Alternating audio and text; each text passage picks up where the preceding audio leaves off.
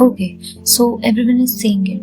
Me, the main character of your life. Cute, soundbite, looks great on a Pinterest board. Honestly, kind of iconic on a Pinterest board. But nobody tells you what it costs. Here's the thing.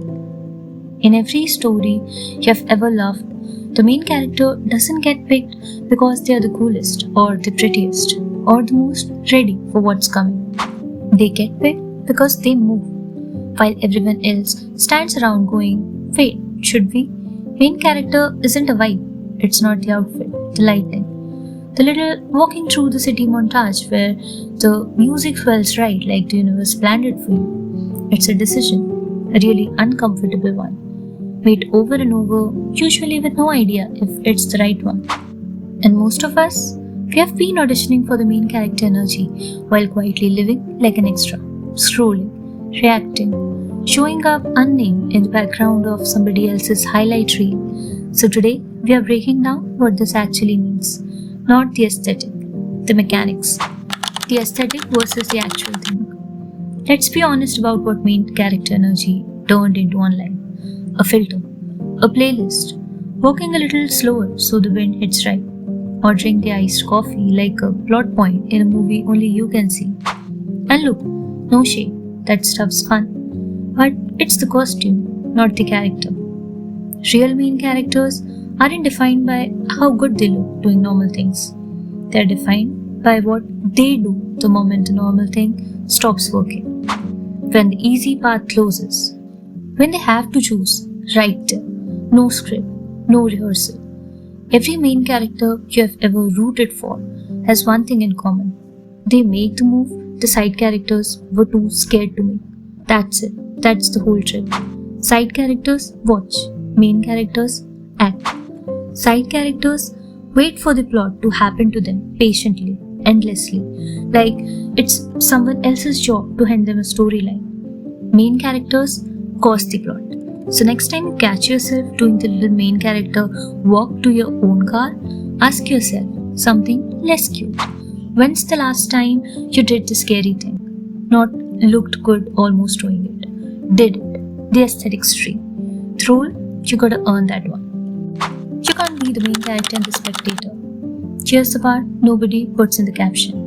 You cannot binge everyone else's life and still be the main character of your own. Those two things cancel out. Every time. No exceptions. No matter how much we want to believe otherwise.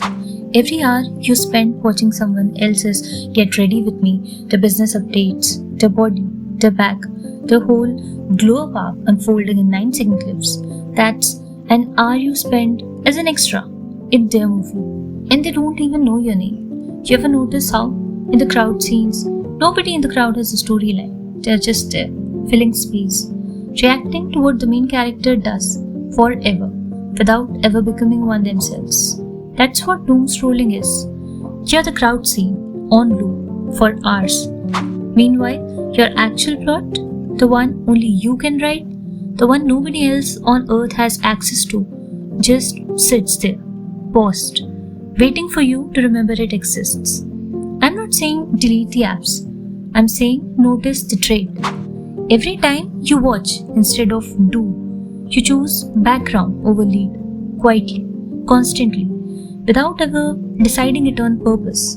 And here's the twist. The person you're watching, probably doing the exact same thing to somebody else. Right now, this second. Nobody is the main character 24/7. It's a role you step into, not a personality you're born with. Main characters don't get heads up. Okay, real talk. You know what almost every main character origin story has in common? They didn't get a heads up. Nobody sends them a calendar invite that says, hey, your arc starts Tuesday, please arrive emotionally and financially prepared. The call to adventure always shows up mid-mess, wrong time, not enough info, not enough money, not enough confidence, not enough anything, and it happens anyway. That's not a plot hole, that's the formula. Because it's true to life. You're sitting here, waiting for the sun. The moment it'll finally make sense to post the thing, start the thing, leave the thing, say the thing out loud to the person who needs to hear it. That moment isn't coming with a soundtrack attached. It's not going to announce itself, ever. No matter how long you leave the door open for it. Every person you have ever admired for just going for it, they didn't feel ready either. They just stopped waiting for the right feeling and moved without it. Here's the actual order of operations, and it's the opposite of what we have been taught. You don't get confident and then act. You act, messy, unsure, a little cringe, and confidence shows up after. Like a stat you leveled up by playing, not one you were handed at the start screen. So if you're stuck waiting to feel like the main character before you start acting like one, flip it. Act first. The feeling's not the requirement, it's the reward. The real reason we say extras. So if being the main character is just act instead of wait, why does everybody stay stuck in extra mode? Because main characters get watched, and watched means judged. Side characters are safe. Nobody is criticizing them. Nobody is leaving comments about the extra in scene 12 who barely got a line. The second you step up, post the thing, start a page, announce the plan out loud where people can actually hear it, you're visible. And visible means you can be bad at it, in public, with an audience. That's the real fear. Not failing. Being seen failing. We would rather be an idea that never launched, still perfect, still untested, still coming soon forever, than a real attempt that could flop in front of people who know our name. An unstarted dream never gets clowned in the comments. It just sits there, safe, feeling like potential forever, without ever risking the real thing. And here's the part about every actual main character ever written. They mess up, loudly, on screen, in front of people. That's not the part that disqualifies them. That's the part that makes it a story worth watching in the first place. Nobody is inspired by the character who waited off screen until they were flawless. They're inspired by the one who showed up rough, got embarrassed, and kept going anyway. You're allowed to be bad at your own beginning. That's not the opposite of main character energy. That is main character energy. There's no casting call. You just start acting. Here's the part I actually need you to hear. Nobody is casting you. There's no audition for your own life. No director yelling action to let you know it's officially your scene. You've been waiting for permission that was never going to get issued. Waiting for the algorithm, or your followers, or your family, or some future, more together version of you to tap you on the shoulder and finally say go. That tap isn't coming.